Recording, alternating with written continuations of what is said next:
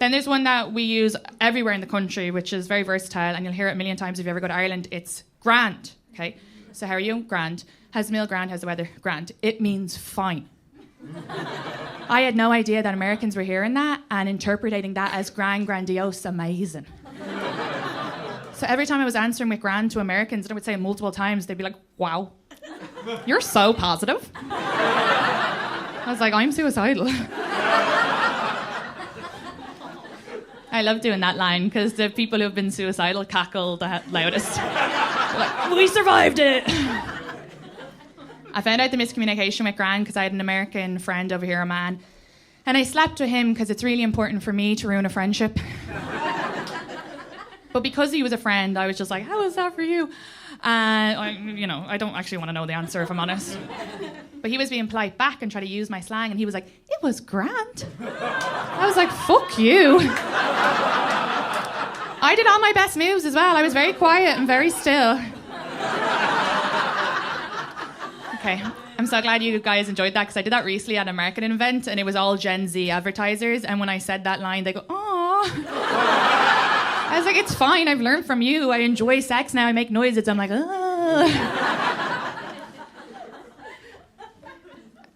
it was really hard for me to date an American because you guys have feelings.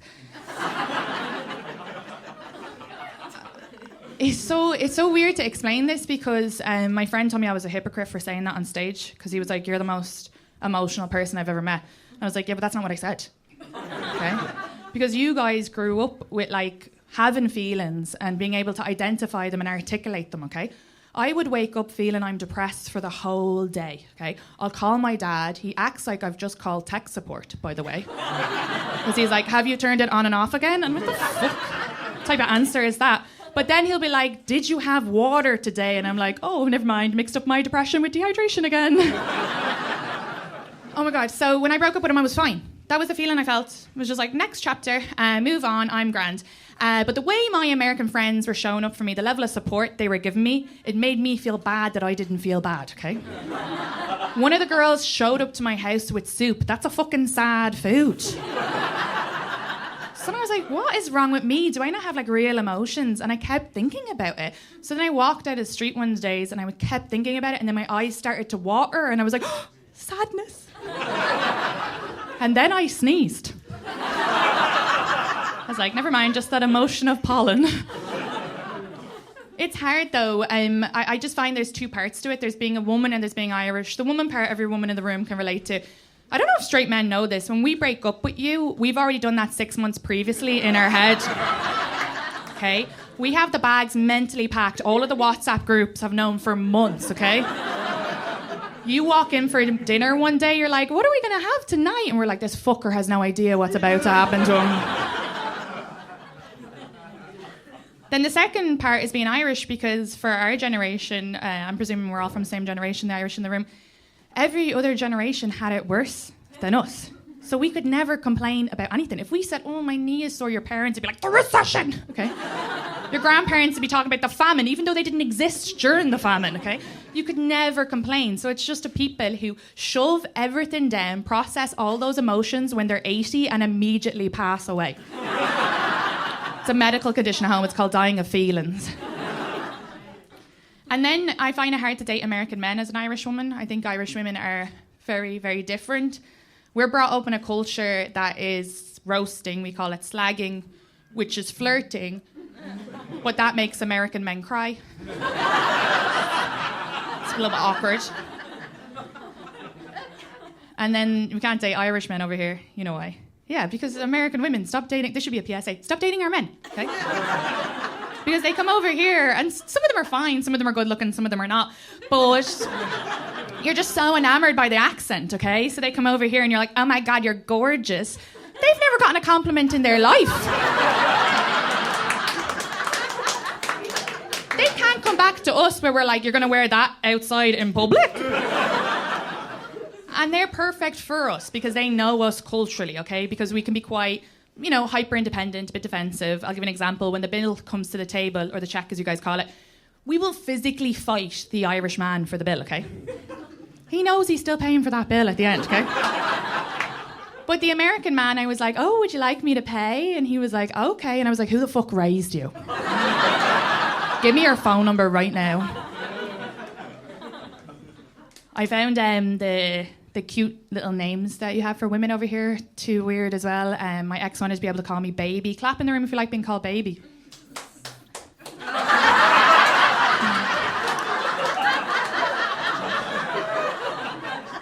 Childhood trauma?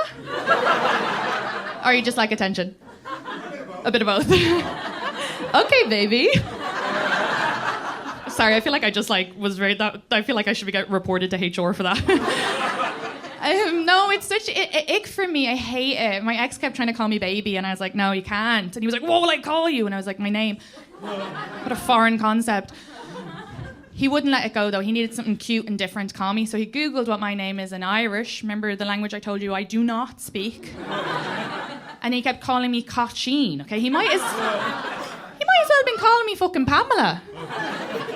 And then every time he'd be like, Cochine, Cochine. My friend was like, why is he impersonating a slot machine? If I ever was a stripper, I wouldn't be though, because I can't wear heels. But if I ever was, it'd be such a good stripper name. Every time you put the dollar in, I'm just like, Cochine.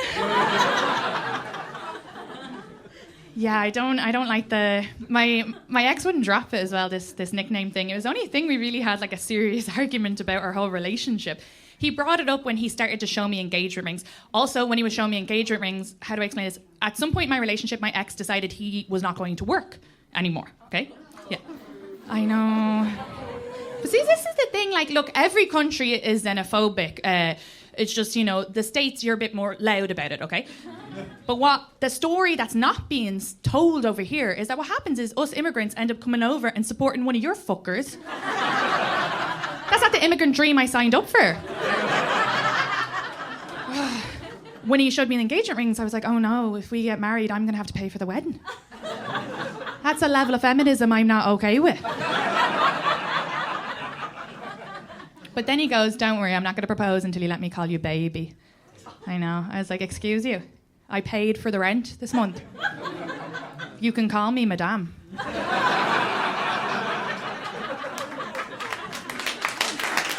Thanks. My ex is nice, though. He's actually really, really lovely. We just have different work ethics and what we want for the future. And I am a little bit older, so all those things they factor in. But I have to say he's nice because I feel quite guilty talking about him. But when I broke up with him, he was very reasonable with it. He was like, you're right, I need to work on all these things. And we had a big conversation about it. And I called my dad and I was like, isn't this amazing that he's been so reasonable? And it was an easy breakup. And my dad was like, he's even too lazy to argue.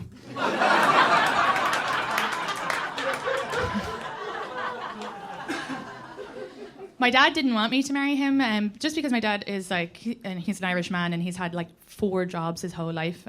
Back home, your identity is kind of based on how much you work, which can be, it's not that it's right, but my dad is not going to accept anybody who hasn't got at least one, So he kept trying to ask my dad for permission to marry me, and my dad knew that he was trying to do that, and I've never heard my dad say so many times, I'm going to feed the cows. We don't even have cows. I don't know what fucking field he was wandering into to overfeed the neighbour's cows. But I'm glad I was with my ex because it taught me a lot about a healthy relationship. Before I was actively dating crazy guys. I loved crazy guys. It's just, I don't know how to explain it. It's some sort of, mental. But, nice guys would hit on me in my 20s all the time. And they'd be lovely, and they'd be good looking, and they'd have good jobs, and they'd come up, and I'd be like, no, thank you. And there'd be some guy twitching in the corner. I'd be like, that's my man. So, with my ex just being nice, it was so nice to be just taken off the streets, But while I was with him, I decided I should go to therapy, which is very taboo for Irish. Clap if you've gone to therapy, yeah? Oh, yeah, brilliant. Oh, you haven't? Oh, she just confessed to her friend. I haven't told you this, but I'm so sorry. I've been going to therapy. It's really taboo in our country, to be honest. I think we're coming more to terms with it. Best thing I ever did, you could just go and talk about your problems. Before I used to just drink. It's amazing. No, what was so helpful about it is all my exes, they were crazy, they were toxic, they all cheated. But I loved that.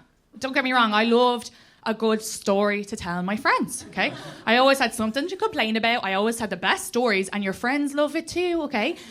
They don't like, well, they want you to date a nice guy, but they don't want to hear the stories. Oh, yeah, he's just nice and treat me right. That's boring, okay? They want to hear he tried to hit me, but he missed. I can do that, he missed. But anyway, so with my therapist, she was like, don't project any of that stuff into this relationship, you know? And just because other guys cheated, it doesn't mean your current boyfriend would cheat. She made me so chill that I wouldn't even have cared if my ex had cheated. Firstly, he's extremely socially introverted and he plays video games all day. If he had cheated, I would have been like, oh my God, you made a friend.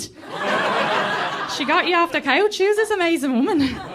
So stressful to bring an American man back home to my family in Ireland. And like my ex is like Midwestern vibes. We won't say where he's from, but you can picture. Okay, already you know what, you get it. So when I met his family, it was so different to mine because we were in a public space and they were giving him so much public displays of love and affection that afterwards I was like, I'm so sorry, I had no idea you've been molested.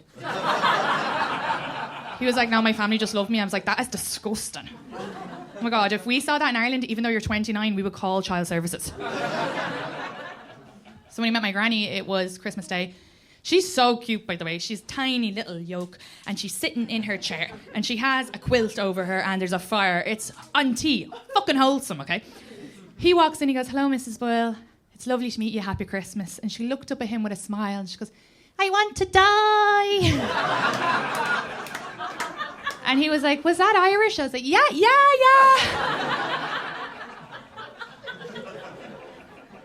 And then she looked at me, and this is the first thing she said to me. She goes, oh, why haven't you gotten a fringe yet? A fringe is bangs. That cackle was evil.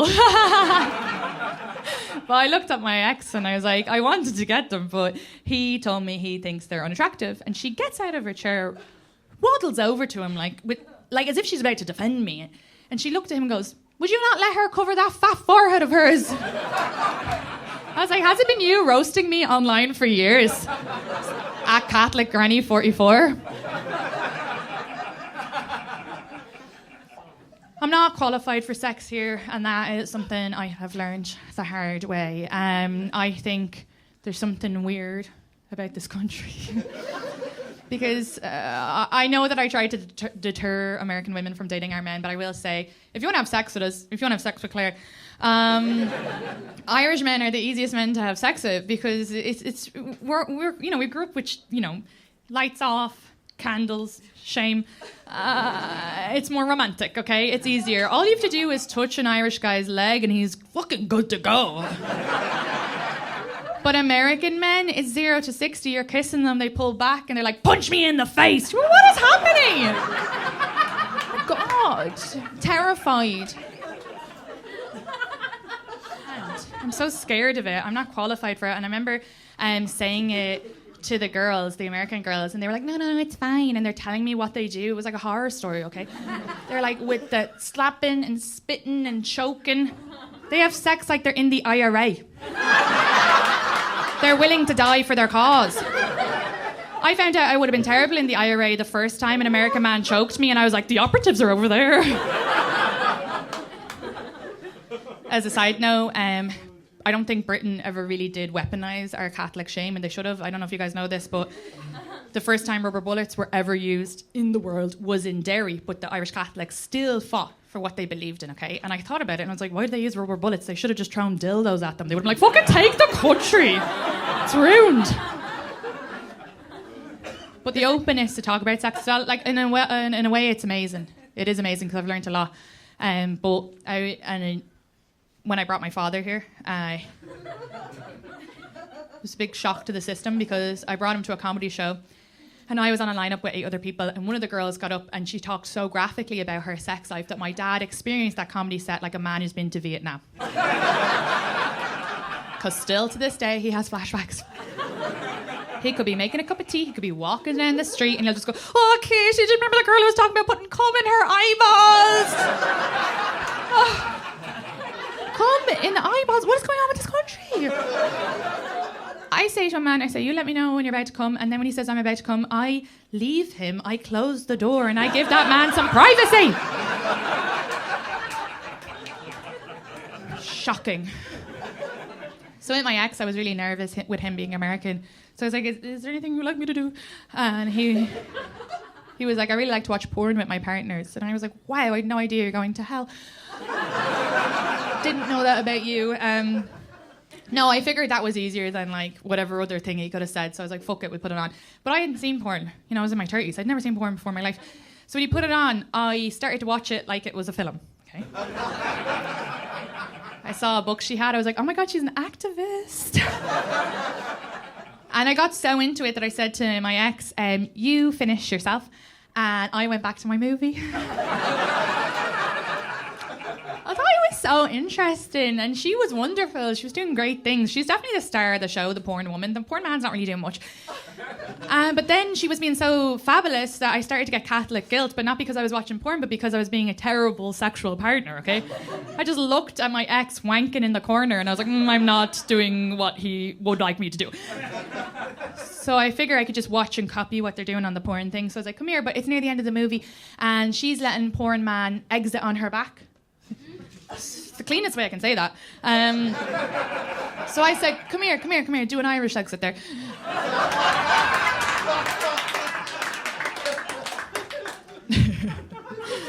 I heard my Irish male friend just cackle with that. Anyway, so come here. And so I even made noises. I was like, sounded like my haunted ghost vibrator. But then it was over, and he goes, and it was like kind of, you know, it was easy peasy, it was fun. And he goes, that was so sexy. And I was like, fucking sex queen. This whole time. But then he goes, I know you were just trying to stop me from coming on the carpet. He couldn't see me in fun porn girl capacity so much that as he was jerking off, he thought, she's going to nag me about that later. Oh, never mind. She's using her body as a human rag. Very efficient. I'll never be able to be up to the speed as American. I should probably say New Yorker girls, maybe a liberal. I don't know what the fuck. But that level of sex, I'll never be up to it. Okay? But there is one thing that I can do.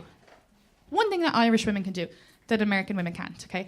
So when I first came over, my accent was so heavily fetishized and I hated it. But then I realised, what am I doing? This is like a powerful tool. And there'd be a lot of time during sex you just want it to end. So now what I do is I just go, top of the morning to ya. Those men explode like they've never exploded in their fucking life. So shameful to my country.